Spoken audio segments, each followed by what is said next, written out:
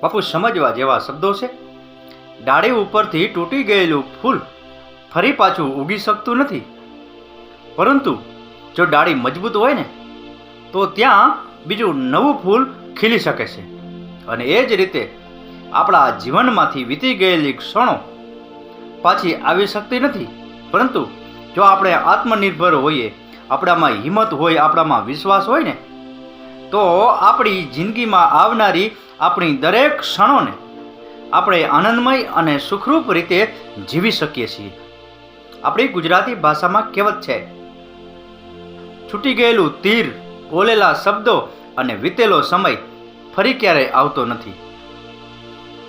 એટલે આપણા જીવનમાં જે કંઈ પણ કાર્ય કરીએ છીએ, જે કંઈ પણ તે કામ કરીએ છીએ, એ કામને જો 100 વખત સમજી વિચારી અને કરવામાં આવે, 2-5 માણસની સલાહ લઈ અને એ સલાહ અનુસાર કરવામાં આવે ને, તો આપણે પાછળથી ક્યારેય પસ્તાવું નથી પડતું અને આપણા ધારેલા કાર્યને આપણે સફળ બનાવી શકીએ છીએ, આપણા ધારેલા કાર્યને આપણે પાર પાડી શકીએ છીએ. રાકેશ ગીરીના આ શબ્દો સમજાઈને વંદન. આપનો દિવસ શુભ રહે. મહાદેવ હર.